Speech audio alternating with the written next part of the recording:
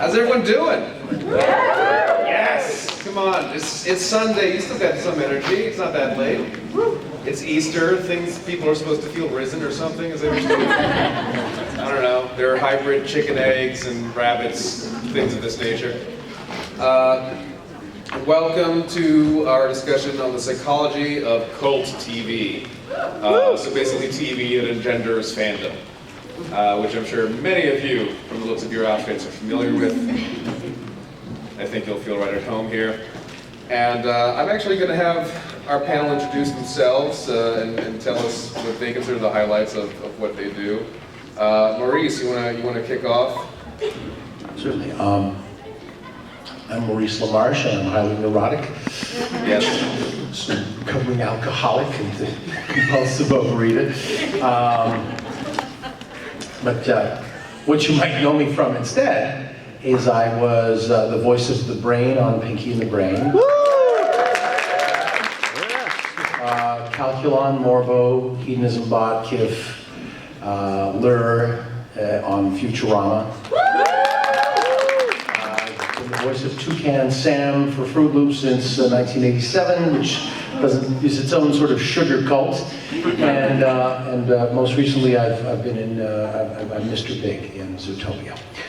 And so I've had cult movies and cult TV. So I've had my chance to participate in quite a bit of it. Yay. Dr. Scarlet. I'm Dr. Janina Scarlet. I'm a clinical psychologist, scientist, and a full-time geek, as well as a full-time TV show-obsessed individual. And so I incorporate characters from TV shows, comic books, and movies into something called superhero therapy to help people overcome post-traumatic stress disorder, anxiety, and depression. Yay. Hi, I'm Chase Masterson, and I'm also highly neurotic. I'm probably best known as Leia the Doggo Girl on Star Trek Deep Space Nine, and I have worked before and since, I want you to know. Most recently seen on The Flash, and I founded the Pop Culture Hero Coalition, which is the first ever organization to make a stand against bullying, racism, misogyny, and other forms of hate using pop culture.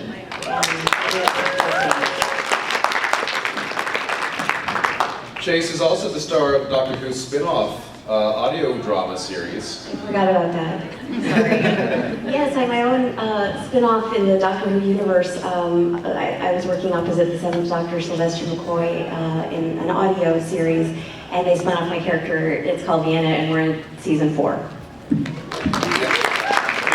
Check it out. So, cult TV. Let's start off with. We all have our favorite shows, our show that excites us. Like, what's either a favorite show or that you can rewatch over and over again, or a show that's really got you excited right now that you just find yourself so drawn to when it's on. Chase, why don't we start with you? Geez Louise. What I'm really drawn to. There's a lot that I'm really drawn to. I have to be really honest with you guys. I am most drawn right now to what's happening in real life, and it's really hard for me to focus on a television show more than that. What wakes me up in the morning is doing the stuff in the real world, and I have to say I haven't Netflixed and chilled in quite a while because of that. It's pretty much full time. I really enjoy seeing little bits and pieces of a lot of shows that remind me of the issues in the real world that still need to change, and I love that pop culture does that. Is that okay? Yeah. I love seeing psychological issues being portrayed in TV shows.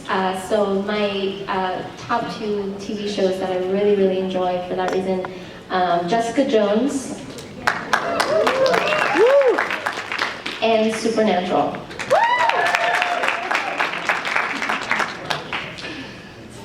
Anything with a red cape. I bonded with the new with the Adventures of Superman. I'm kind of a senior member of this room. I'll be 58 on Wednesday. Excuse me. Thank you. I was born on a Sunday. Sunday's childhood is full of whatever the hell I am full of. But when I was a little kid, and one of the first color television shows I ever saw was George Reeves' Superman. And then the new adventures of the Super Friend. Meanwhile, back in the Hall of Justice, the Super Friends. Anything with Superman. I even watched Superboy.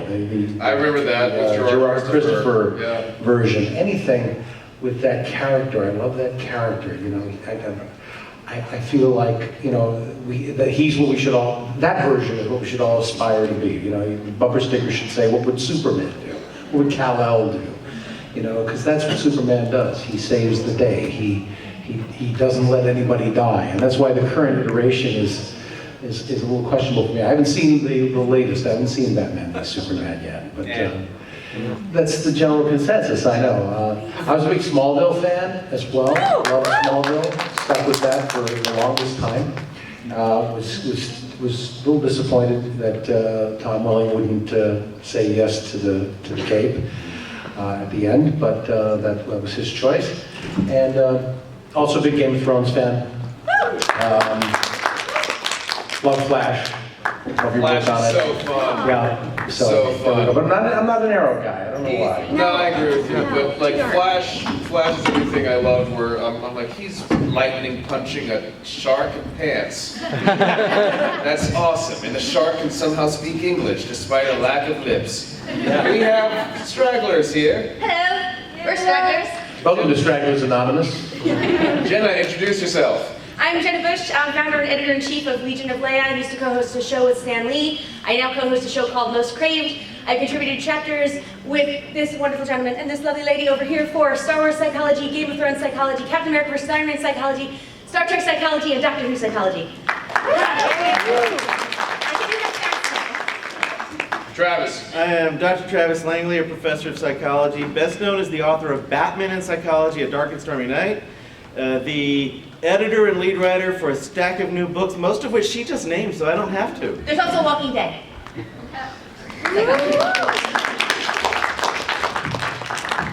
By the way, we were having issues with Travis's mic before. Can you hear him okay in the back?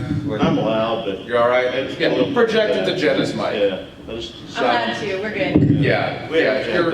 You're both fine. I realized I also didn't introduce myself. I'm Alan Kistler. I'm a pop culture historian who focuses on science fiction and superhero narratives, as well as feminism and LGBT representation within them, minority representation, and how they symbolize morality and ethics through social changes. And I wrote the New York Times bestseller, Doctor Who History, as well as the book, The Unofficial Game of Thrones Cookbook, and a couple trivia books, and I've co-authored a few chapters in the books that Jenna mentioned. And I have a podcast called Crazy Sexy Geeks, which you can find on SoundCloud and iTunes. Fandom. What creates a true fandom? Because there are shows out there that have fans, certainly, and then there are shows that just create a fandom where there's a sense of community, but there's also this feeling of ownership, and you're so delving into it. We used to associate that with soap operas, like daytime soap operas, but like Supernatural, Smallville, Scandal. Like we've got folks who just really connect to those shows so much, and there's a unity when they meet other fans, even if they disagree on stuff about it, or they disagree on who should get together with whom. Like there's just this community. What strikes that? Anyone? And let me ask for a show of hands. How many of you know what the word fan is short for? Okay. They saw that Doctor Who episode. What is it short for? Fanatic. So it is saying we've got this fanatic passion for these things that we love. The question goes to why. Something that appeals to people in terms of strength of character seems to be essential, because the things that don't have strong characters do not tend to be the things that will have those massive fan followings. Somehow the characters must resonate with the people, even aside from the stories and the tech and the toys and all that. There's one key. I think it's the ability to connect to characters too. So, you've got a character that looks like you, that sounds like you. Representation is important, and when you see that yourself on screen or what you'd like to be on screen, you feel sort of an ownership. For instance, I think I'm very similar to the Brain. No? I'll concur. We shall see, my dear. There is a test, and spelling most certainly does count. Yes!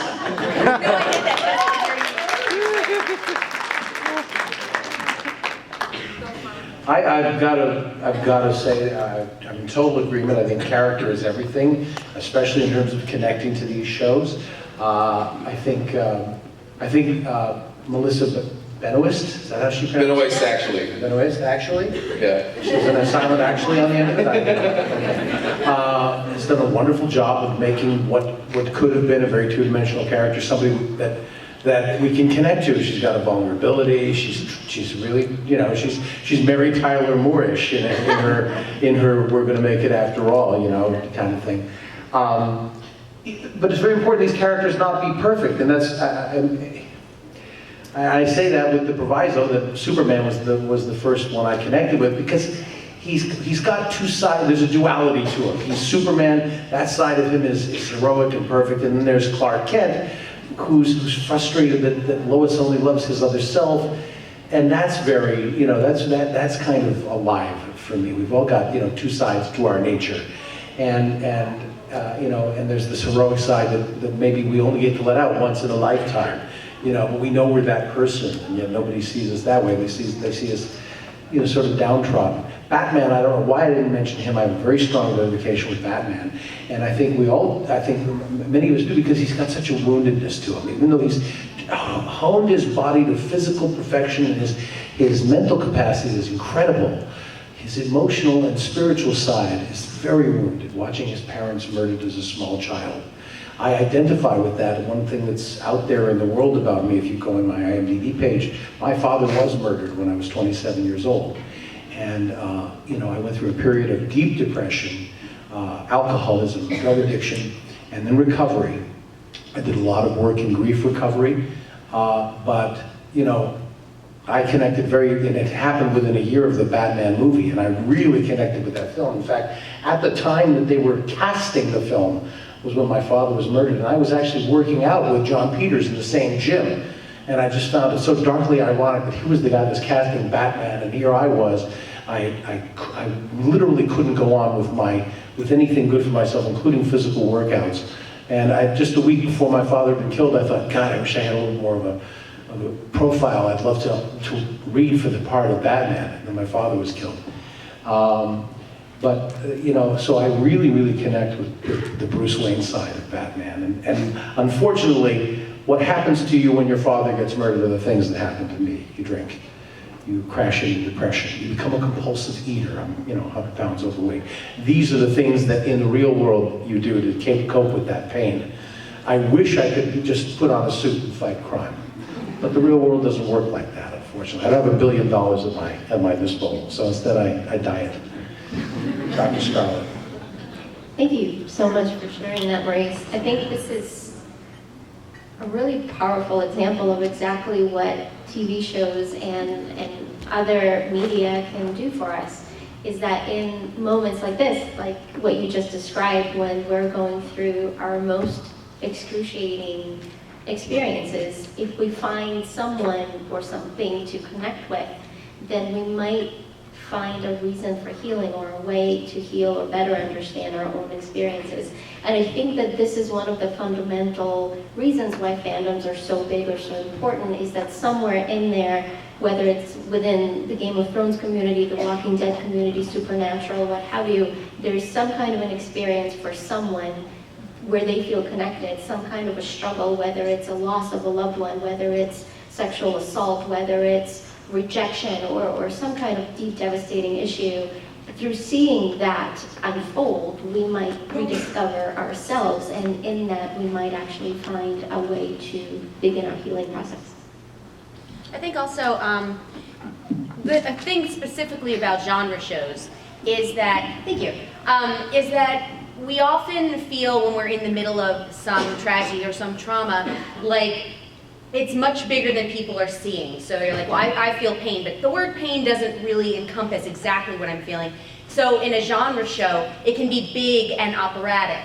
And so sometimes seeing someone deal with something tragic and then put on a cape and go out and fight, or do things like Buffy would do, or do something dramatic like you'd see on Game of Thrones, it's an expression of exactly how deep you feel it and exactly how strongly you feel it that you can't really express to people who haven't been through it. Well, genre shows can, as paradoxical as this might seem to some people, they can let us look more closely at real life than a lot of other fiction does. And I was using this phrase, this filter of fiction. For example, I teach forensic psychology. And when I'm talking about things such as someone, having family members get killed, that's a very difficult topic for a lot of people listening. And some of the topics get so unpleasant, they kind of turn, the emotional reaction keeps them from really thinking about the things I'm saying. But when I teach a class in which the whole class is about Batman and his enemies, and I do, about once every 3 years, I teach a class called Batman. They can go, oh, that's so cool, as they're still talking about what we know about real people, real victims, and the experiences they've had, but through that filter of the fictional character. Star Trek is the example I use so much of the thing that 50 years ago was letting people look at human interactions, emotion versus logic, and society, and so many things, the racial difficulties, where other TV shows weren't exploring those in that in-depth way, but because it's those aliens, we can see the hypocrisy of these two guys. Well, I'm white on the right side, I'm white on the left side. And let's face facts, the world can be a really lonely place.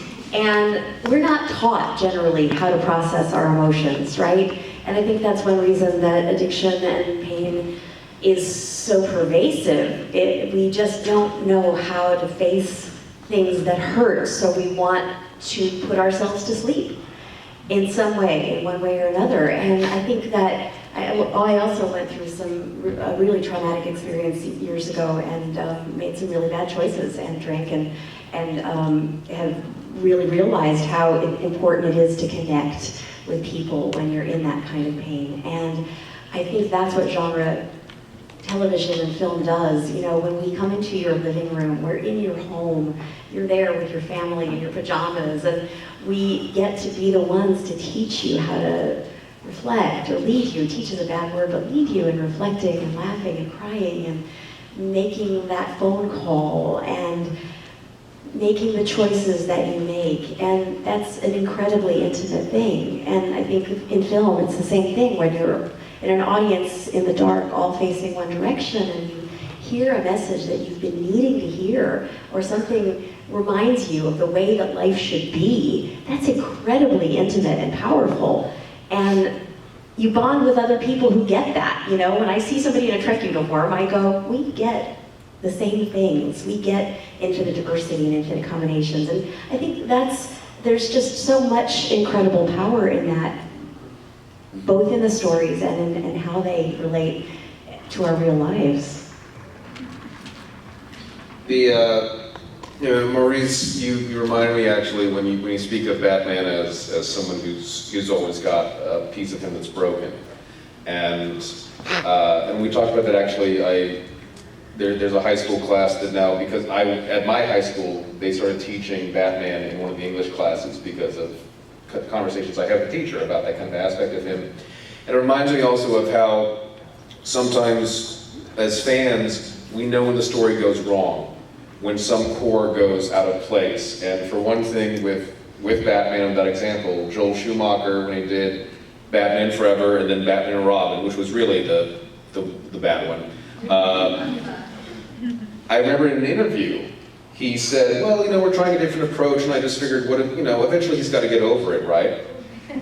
And I just thought, no, that's not the story. You never get over it. Hamlet, and whether you're talking about it as a story of look, Hamlet doesn't chill out, or whether you're talking about the human experience of what remotely could you be talking about, that's part of the ownership of fandom, that we're okay with cast changes here and there, we're okay with evolution happening, with Spock growing to accept more of his human side, but there are cores where if it changes, we get really upset. Right. We know how the Doctor acts. We'll accept regeneration. We don't, if he acts way out of character, we're like, no, that doesn't work for us. And I find that very interesting with fandom. And, you know, there's all of these things have such a beautiful metaphor that we can all relate to. They're just taken to a fantastic level. I mean, the Supernatural episodes and the Doctor Who episodes, whatever I think that most resonate with all of us is when it can be broken down to, this is about meeting your father for the first time. Or this is about realizing your brother's a human being. Or just those basic things. Just across the panel, is there any kind of, just off the top of your head, it doesn't have to be your favorite or even the most momentous, but some episode or some moment where you're like, oh man, and where you were connecting to it, or you just thought, like, this is what I needed to hear right now. And this is not because I had gone through anything specific, but because I had watched a friend go through it, the Body episode of Buffy. Yeah, that one, that's still, like, even thinking about it, every time it's on anywhere, every time anyone even mentions it, there's just this starkness about it. There's no music, and it's sort of a shock. I mean, we see very dramatic things in that show, but that particular one just stopped me dead in my tracks, and I couldn't stop thinking about it and what it was like, not just for someone who's lost somebody to go through this, but to be a friend to somebody who's gone through this. So that one was a big one for me. I give a different answer almost every time we talk about this. The one I mentioned before, I had watched an old rerun of the Andy Griffith Show, of all things, in which the kid's father didn't believe him, and he didn't believe him, and in the end, it's like, okay, I don't know why the kid's going on with this, but then he found out the truth of what was going on. And the dad was, okay, Opie, you and Aunt B are going to have this, and I'm going to eat crow. And I didn't really know that phrase, but it was, you know, the dad acknowledging that he can make a mistake, that he can own up and recognize and respect the kid. And that was very meaningful to me. I don't really think my dad wants me to say why, though.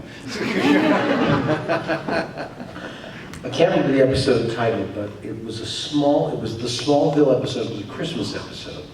And it was very much a Ghost of Christmas Past kind of thing where Lex's mother appears to him and shows him that he's at a crossroads, and that if he goes towards the good, he'll have a very simple life with Lana and kids and a future. And we see Clark ends up marrying Allison Gray's character. Chloe, thank you. I'm getting old.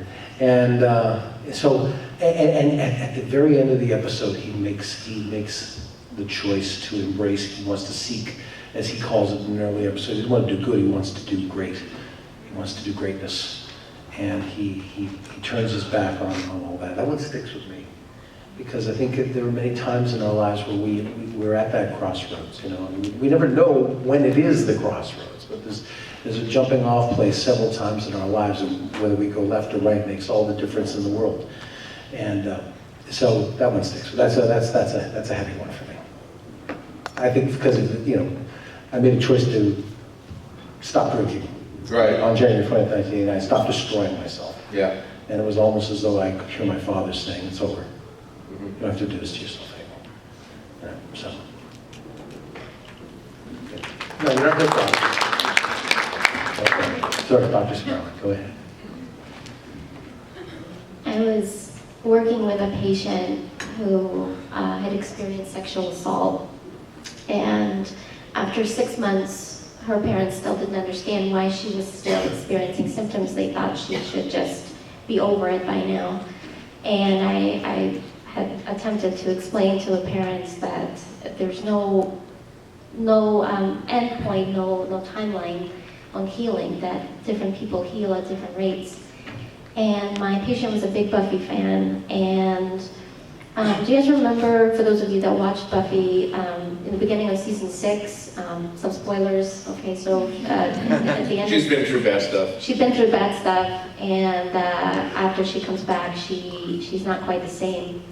And she's confiding in her friend Spike, who's actually a vampire. She doesn't feel like she can talk to anyone else. And she tells him, everything hurts. Like everything I touch hurts, and every moment hurts. And it's nonstop from this moment to the next. And my patient described that episode when we watched it together, and she didn't quite have the words to talk about her experience of having been raped, but she pointed to the screen right when that happened. She started crying and she said, that is how I feel. And we talked about her feelings, and that was the first time she was able to have a better understanding of how badly she was violated. And that evening she was able to show the episode to her parents, who for the first time had a better understanding of just how much their daughter was suffering each and every day. And I know that episode affected her, but it also affected me in working with her. Wow. What do you say after that? Wow. I think mine would be, I too, I'll tell you quickly. When I was a very little girl, I saw West Side Story and was really struck by the love and joy and then the incredible senselessness of war and of hate. And it really, it just made me realize that this is the world we live in and that we have to change it. We can't do that anymore. And I think it's just, you know, it's such a subject that is so pervasive on so many levels, whether it's cyberbullying or, you know, grade school problems and high school bullying or whatever, or war. You know, it's all the same issue, and it's domination and oppression that is just not right, and it leads to all sorts of pain. And you know, it's hard to stand up to that, but it really struck me early on. And I think the other one that struck me early on was Spock in The Menagerie, making the choices that he did. It really set the stage for what Star Trek was going to be, and at such a vulnerable time in our history, in the civil rights era, it really said we have to stand up, even when it costs us everything, even when it's the hardest thing to do in the world, and it will be life-changing, and things will never be the same. And it's terrifying, but we have to. It's the only chance that the world has, you know, for people to see it, to call it, and to step in. And that's what heroism is. That's what this genre is all about, right? Whether we're the heroes or we have heroes help us, it's both. Yeah, I mean, for me, like, there are frankly many things I could point to. Like Spock right now, one of my favorite Star Trek moments is just in Undiscovered Country, where you've got all this thing happening, and Spock and Kirk are now sort of going into their later years, and Spock's sort of wondering, you know, are we getting to have lived beyond our usefulness? And there's just this beautiful moment where they've got to go into the dragon's den again. They've got to do this thing, and people might die. And Kirk just says, you know, come on, I need you. And to me, that one line was like, that's the entire show, right there. Like, we need each other. And a few years ago, a fan made me this chain, and because of talk I'd made about Superman, I find that I tend to convert without meaning to people into Superman fans. Because I have such a love for the character in the mythos, and I think it has been portrayed well for quite a while now. And she just gave it to me as like a little gift, like, I like your work and I wanted to make you a thing. And I started wearing it, and for me it actually has become a constant what would Superman do thing. Every time I look at it, or like if I'm going through some stuff and I'm just like, oh yeah, no, it's okay. And I just remember like little things, whether it's in Smallville where he says, you know, I was raised to care about people and I'm not going to apologize for it, or whether it's this beautiful Miracle Monday quote of there's a right and a wrong in the universe and that distinction is not often difficult to make. Those messages just stay with me, and it's great to have little reminders about it every day. We have about 15 minutes, so actually I want to open this to any questions or comments. If anyone has anything that they want to bring up or they wanted to ask specifically about anyone's work here or anyone's experience. No? Everyone? Yes, sir, in the blue. Oh, yes. I was imagining that if we as humans are all made up of, that we can enlarge our tool belt and our empathetic point of view by watching other people and experiencing other things that you'll never get to see because the extraordinary circumstances are sort of beyond the lens of average humans. But even in any television show, other people having experiences can help you see into that. Does anybody want to comment? Well, there's actually been research showing people who read a lot of fiction grow in their empathy. Fiction lets us see into private moments of characters, things we don't see other people in real life. We get to feel for them. As other people are misunderstanding what's going on with them, we get to feel like, why can't you just understand what's going on with Buffy? Or whatever other character we're talking about. And in feeling for that character, it helps us rehearse these feelings and become more likely to feel them with other people in our world. So this isn't quite a TV show, it's a series of movies and books, but any Harry Potter fans? Awesome. Couple. A few. So there were, so far, to the best of my knowledge, 3 neuroscience studies illustrating that reading Harry Potter actually increases empathy in the brain. So what one group of researchers did is they presented a group of students, high school students, with passages of Harry Potter where Harry's friend Hermione was being bullied by this guy Draco, who was a known bully, who was calling her bad names. And some of the researchers just looked at the behavioral outcomes of this study, and they found that after reading this passage about Hermione being bullied, the students who read about this were far more compassionate toward typically stigmatized groups, such as the LGBT population, immigrants, and homeless people, than did people that read a more neutral passage where nobody was suffering. Several other scientists took that same passage and had people read it in an MRI machine and found that people, when they were reading about Hermione's suffering, their compassion areas of their brain actually lit up, similarly to if they were witnessing someone else in real life struggling, or if they were struggling themselves.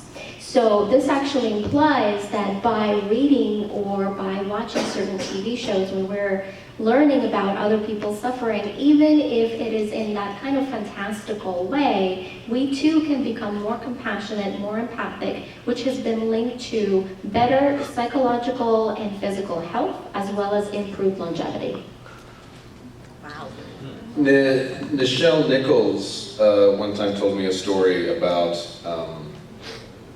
that she was at a convention, this was years ago, and this guy came up to her who had a shaved head and looked kind of severe, and but you know, he came up and he said very quietly and very softly that he used to be a white supremacist, and he watched Star Trek, and then he just kept watching Star Trek, and it really made him think things differently, and now he was like on such a different path, and he just wanted to say both thank you for being a part of Star Trek, and I'm sorry for the person that I was, who you never met, but I was that person. And it's just one of those things where, like, even if that was the only person who had their outlook changed by Star Trek, that alone is so worth it. And it's this wonderful power of fiction where, like we were saying, like, they are human stories. If, you know, like, you put it into these supernatural circumstances, but the messages and metaphors are usually pretty clear. Harry Potter fans, has anyone done a study on what it's like to be resorted into a new house? Because that was really traumatic. How many people got resorted? Yeah, just say. That second one fit me better, I think. Jen, I'll see you for counseling. Anyone? Yes, sir, right here. I just had a question. I've noticed, and this has happened to me too, a lot of people, like, when they see things around them in the real world, they can sort of shut it off and desensitize it. But whenever they see it happening in a fictional world, it hits them so much more. Like, I can read in the news, I'm like, oh, that's sad, and then I play Undertale, and the skeleton's sad, and I'm like, oh my gosh, and it breaks the world. And I wanted to know if you had any thoughts on how we develop this greater empathy for things that I love them, but they're not real, you know what I mean? And I was just wondering if you had any thoughts on that. Well, some of it has to do with presentation. So much of the news is impersonal. Numbers, words, or names, they go by, and they're impersonal in so many ways. And you see, so-and-so was murdered. You don't know things about that person. Fictional character was murdered. You know something about that fictional character. You don't know about that person that you're reading about. If you were reading a story about someone you had known in your own life, you would react differently. That fictional character is in your life because you've invited them into your head. You've invited them into your feelings. And you can oftentimes read their thoughts and feelings because you have this omniscient narrator or a thought bubble or something that has let you into this person's private life. And and when the pain happens, that's permeating into the next scene, as opposed to someone saying, "And now sports." I also think that there's something that is safer about letting our feelings out with fiction. Maybe we're more likely to be open and vulnerable when we're reading a book or watching a TV show, because it somehow feels like it's okay if we get connected with these characters. Even if we lose one of them, it's not real in a lot of ways. And in doing so, we actually connect, we allow our heart to be open, we allow ourselves to be vulnerable in that very necessary kind of connection that we need to form with our loved ones. In the real world, there are so many tragedies that are happening on a daily basis that sometimes we might become so overwhelmed, and this phenomenon of empathic distress might occur. Empathic distress means that we might become so burnt out on empathy that we might shut down and have a hard time having empathy for other events. And therefore, when we hear about yet another tragedy happening, it might be too painful and too difficult to connect. So as a way of self-preservation, we might shut down. There's also a thing, and this comes from an old acting background of mine, which I do not do anymore, but one of the things that we talked about in class a lot was that when you're having a discussion about something that's really difficult to talk about, it's very often difficult to look into someone's eyes. However, when you're acting, when you're performing, you have to do that, and that's a much stronger choice, to look at someone in the eye, to feel all this emotion when someone's staring directly at you. When you're watching this on TV, you're watching actors do this, and you're watching them very much connect to a character if they're doing it right. And so you're seeing all these things that somebody who's actually telling you the story might hide or dart away from you. So you're getting that much closer connection. And Janina's talked about it a number of times with video games and online bullying, where it's very easy to speak to people in a negative way when you can't look in their eyes. Also, real life demands something of us that television and film doesn't. I mean, once you're confronted with something that happens in real life, or you see something, or even just being aware of it, your mind works very quickly, I think, and says, okay, well, if I know about this, then what do I do? Uh-oh. And it's going to cost us. And not that you don't want to. Everybody in here, we obviously all have empathy, or you wouldn't love this genre, you wouldn't be here at this particular panel especially. But then our old tapes come in, and what did our parents say, and what did we learn about ourselves that isn't true? What are the falsehoods that we base our view of ourselves on? Am I enough? Will I know what to say? How do I approach this? Who am I to give in this circumstance? How do I know I could add anything or help at all? I better just not. And that all happens very quickly, and we can shut down, Being aware of all of those voices and lies is a really important thing to do, so that we can know our own heroism, so that we can be those people to stand up and shut down the lies and go, I'm Superman. Thank you very much, I'll just add to that.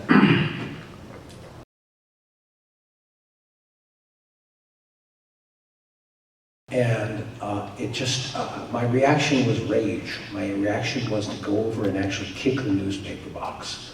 How dare you, I invade my privacy like that. But upon reflection later on, I realized how many times did I walk by a newspaper box and seen a murder, and seen that there was somebody killed, and thought nothing or just shoved it out. Since that day, I've made it a point, maybe at risk of my serenity, to stop. And if I see a story where somebody's been hurt or murdered, to just go there and try to imagine what the family might be going through. Because this stuff does happen. We have fiction, and it's a safe place for us to act out our own intentions, what we hope we do, but then there's a real life going on out out there, and some bad stuff does happen, a lot of good stuff happens.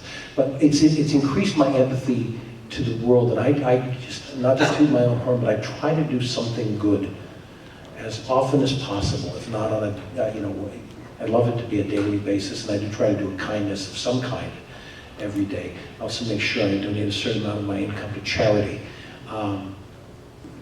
So in some ways, the awful thing that happened to my family woke me up, and I refuse to allow myself to be anesthetized again to the suffering of other people. So I'll just say that, it's, as I say, as we've all been saying, in fiction it's a safe way to identify and hope we do the heroic thing. And the challenge, though, for me has been to try to do something, even moderately or minutely heroic in my life. And I hope we all find at least a moment like that in our life to do something like that. So anyway. And sometimes it can take a lot of work to resensitize yourself to things you've numb to or learn to ignore. And sometimes it's simply a matter of making a decision. I'm not going to let myself be numb. When I was younger, there were points where I was just so alert to how other people were feeling, it got overwhelming. And it reached a point where I had this empathic stress and stopped and numbed myself in a lot of ways. And I still remember the point. It's like having a conversation with myself in the mirror about that. And it's just that to them, it's like I stop ignoring it. And it get a little bit overwhelming again, but I was not going to go back to that place of being numb to those other feelings. And I remember describing this to a friend, and I think she thought I was talking about being psychic. And because she also then got to noticing how much I noticed on people's feelings. I noticed things that they weren't. And so, this is also a story I've never told. But just back to my point, sometimes you just make the decision, I'm not going to ignore that, and sometimes you have to remind yourself you made that decision, but it can work. Maurice, you said so many beautiful things. One that stuck out in my mind is at risk to my serenity. It's really brave, it's really scary to step in and have empathy and do the things that we need to do in the world. It is. I can completely relate. But, once you do, you realize, I'm really living here, Your lows will be lower, but your highs will be higher, and you'll bring other people into places of healing that can be really wonderful. Really hard, but really good, right? Yeah, it definitely has been worthwhile, and because you've got to, there's always a choice. I feel one has to look for what good can I extract from any given tragedy. There's got to be something here to learn, to pass on, and so that's what in my life anyway, in my story, I forced myself to do. Just lean into whatever the good is. What's the good I can do here? I hope there was some good in my telling you, revealing that, because I'm, I'm a youngster. I'm comedy, I'm cartoons, and I'm silly, but there's also a live human being here. So I'm just, that's okay with you. Thank you. So in a way, you're kind of Batman? Yeah, except for the billionaire fighting crime part. Details. However, actually, I will tell you just a very quick story. One day in 1992, in April, I was driving south on, I won't say, because actually I've always been afraid of reprisals for this. I was driving and I heard three pops. Over to my left, I saw what looked to be a plainclothes officer firing at three figures who were disappearing into a car with what looked like bags. And this was at the Bank of America.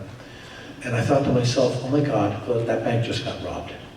And the little voice in my head said, keep driving, it's none of your business. Another voice in my head said, you gotta do something. So I turned left at the next intersection, and these guys had come south down the alleyway. And I found myself behind their car. I knew it was their car because the window had been shot out. I followed them for a block. They turned right down a side street, and they pulled over behind a van, and the three utes, the three utes piled out of that car and got into the van. Now, this was before flip phones, cell phones, all that, but I did have a car phone. I had one of those built-in car phones. That's how long ago it was. But I had shut off the service because I couldn't afford it anymore. So I kept trying to hit 911, 911. Couldn't get them. And I saw, 5 minutes. I took down their license plate number, but I didn't want to write it down because they were looking out the back window of the van at me. So I started reciting the license number of the van. I can tell it to you to this day, but I won't because, again, fear of reprisals. They turned left. I went right and went back to the bank, reciting. And I pulled in and I said, I saw them. I saw what they did. I saw the van they got into. You take down this license. I said, this is the first cop. They whisked me into the bank. I sat down with the FBI. The FBI, I think they might have thought I was an accomplice. But I gave them the license plate number, and while the guy's grilling me, his assistant came in and said, we've got them. They're hiding under a house. And he turned to me and he said, well, Mr. LaMarche, it seems you're a hero. Thank you very much, you just helped. So we went to trial and they showed me these guys, and the robbery they'd done before, the youth that I was going to testify against actually had his gun to the head of a woman who was on her knees in the last bank that they had robbed before this one. And they were a gang that was doing these bank robberies.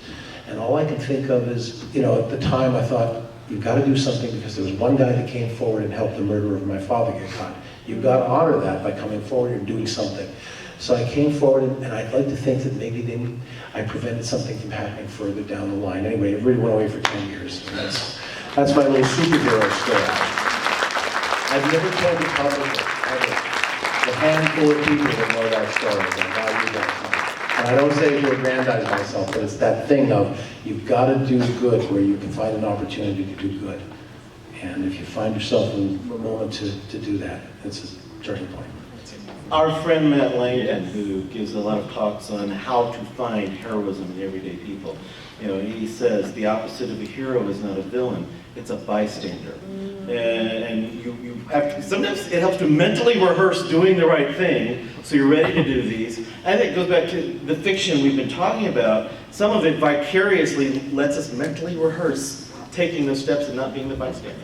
Matt's our partner in Pop Culture Hero Coalition, and he's one of the co-founders, and he says studies show that listening and watching heroism on screen is actually a precursor to doing real-life heroism. It's a studied fact. So we've got to wrap this up. I want to start with Travis and just go down where people can find you. I want to thank all of you for spending your last hour of Wondercon with us. Yes, thank you. Yes, thank you. Thank you, Sunday crowd. I am at Superheroologist on Twitter. I blog at Psychology Today, and find me on Facebook. I'm easy to find online. You can follow me on Twitter and Instagram and find me on Facebook at Jenna Busch, B-U-S-C-H, like the beer, not the president. You can find my website, Legion of Leia, and the Legion of Leia podcast is on iTunes. Most Crave goes up on Legion of Leia every week. You can follow me on Twitter at Maurice LaMarche, my full name, all compressed together, no spaces. And you can find me on Facebook as well. And go see Zootopia. There's a show about. If you haven't seen that movie, it's a movie about heroism, it's a movie about bullying, it's a movie about racial prejudice. It's an amazing, amazing film. Go see it. So good. So good. On Twitter, I am at Shadow Quill, quill like a feather, and my Facebook is superhero-therapy.com. I'm at Chase Masterson, all one word, squished together on Twitter, and also Chase Masterson page on Facebook, and the Pop Culture Hero Coalition is at Superhero IRL on Twitter. And you can find me on Twitter at Sizzler Kistler. You can find archives of my work at alankistler.com, and my books and all of our books that we have books are at amazon.com. And thank you again so much for joining us. Oh, and the podcast is Pretty Sexy Geeks.